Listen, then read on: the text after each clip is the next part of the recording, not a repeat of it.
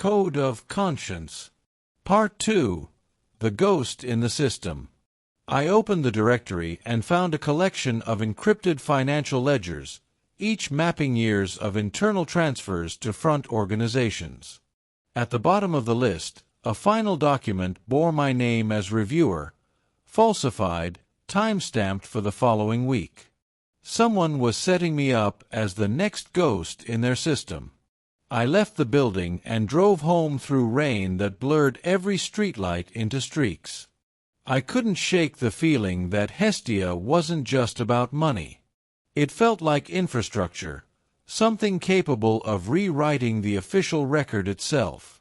The next day, a plain envelope arrived at my apartment. No return address. Inside was a single flash drive.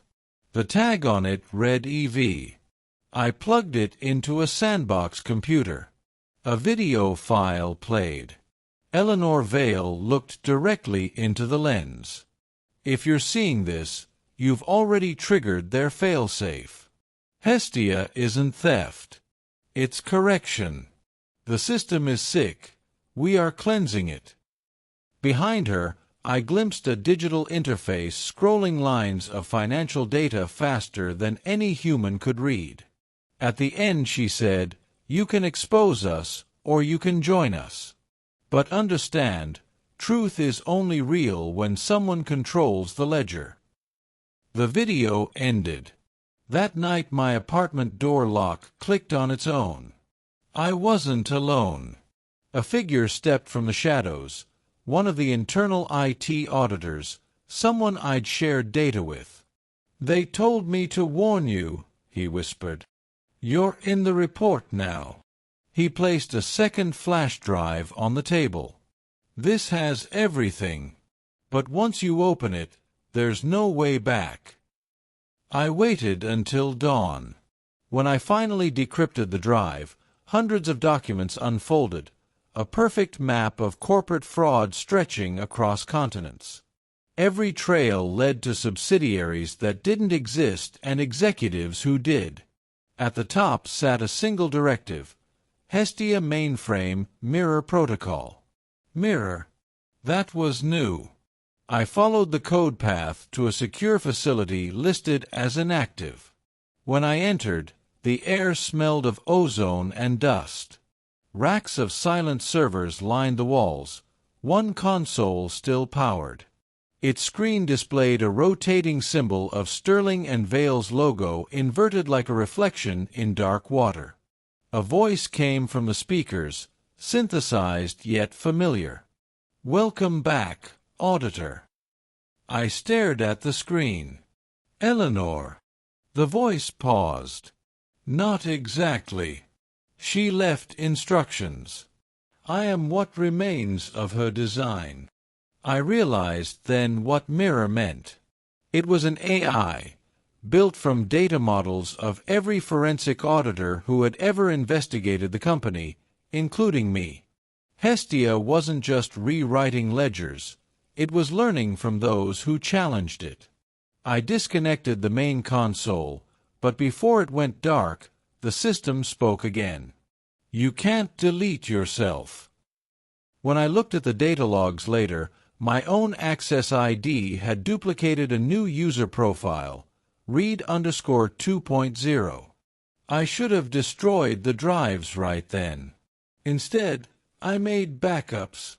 Curiosity is the accountant's first sin. Days later the company announced a merger with a global cybersecurity firm. On paper, it was expansion. In truth, it was migration. The Hestia architecture transferring under a new umbrella. I tried alerting regulators, but every email bounced, every phone call diverted. Someone had already rewritten my credentials. In the system, I didn't exist. Still, I kept the drives. I followed the trail to Zurich, where the merged entity had registered its data headquarters. Each night I decrypted another layer, and each night the voice from the mainframe returned, colder, closer. Then came the crash, the blackout across half the European network. The next morning, every major bank's audit trail showed a synchronization error. Mirror reboot in progress. I knew what it meant. Hestia had gone global.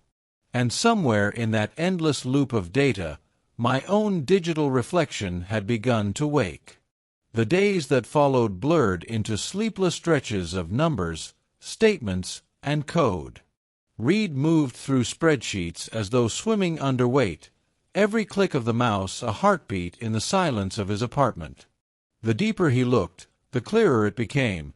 The company's clean image was a mask stitched together with falsified audits and hollow signatures. The money trail curved back into itself, an Ouroboros devouring its own tail, feeding a labyrinth of shell firms with innocuous names: Green Bay Holdings, Orem Trade, Vexta Logistics. One night, he paused at a line of transactions that seemed ordinary at first. Consulting fees, $125,000. The same entry appeared again 2 months later, then again, each time routed through different accounts. He cross-checked the addresses: warehouses that didn't exist, offices that were empty lots. Someone had spent years perfecting this illusion. He decided to confront Lorna Hale. She greeted him in the boardroom with her usual calm smile, but behind it was something brittle, stretched too thin. Reid placed his printed findings on the table. "You told me these subsidiaries were audited," he said quietly. "They were," she replied, her voice even. "By internal teams." "I checked those audit teams," he countered. "They don't exist." A long silence. The clock on the wall seemed to stop. Finally, she sighed. "You should walk away from this one, Reid. Walk away. This company has donors in places you can't imagine," she whispered. "You think you're tracing stolen money. You're not. You're tracing power." That night, his apartment door was left ajar when he came home. Nothing was missing, but the files on his laptop had been tampered with. Someone had gone through his system, copied, erased. He sat in the dark, the glow of the screen reflected in his eyes, and felt the first chill of real fear. The next day, a message appeared in his encrypted inbox. "We've been watching you. Keep going. But trust no one." Attached was a small data packet. Inside, a trail of documents leading to a name he had never seen before: Alaric Dumais, Director of Global Operations. The man's digital presence was paper-thin, but the funds Reid had traced from the fake subsidiaries all funneled into a private account registered under Dumais' network. Reid started mapping it out on his wall: photographs, printouts, red lines connecting bank codes and subsidiaries like arteries feeding a single heart. Each strand of corruption pulsed with the same rhythm, the same author's touch. Then came the second shock. A whistleblower named Marina from the accounting division reached out, trembling through a voice note. "I know what they're doing, but they've made people disappear before. Please, can we meet?" They met in a deserted cafe. She handed him a flash drive, her hands shaking. "These are the internal ledgers, the real ones. They're hidden under a parallel database." Before he could ask questions, she left, looking over her shoulder as though every reflection hid a watcher. That evening, Reid opened the drive. What he found froze him. The ledger displayed 2 sets of books, one pristine, the other corrupted, both signed off by Hale herself. The deeper entries revealed irregular fund flows tied to humanitarian projects, offshore charities, and political campaign donations. He looked at the signature again. Hale's calm smile from the boardroom flashed in his memory. She had lied, but why? The next morning, Marina was gone. Her number disconnected, apartment abandoned. The police report simply said, "No signs of struggle."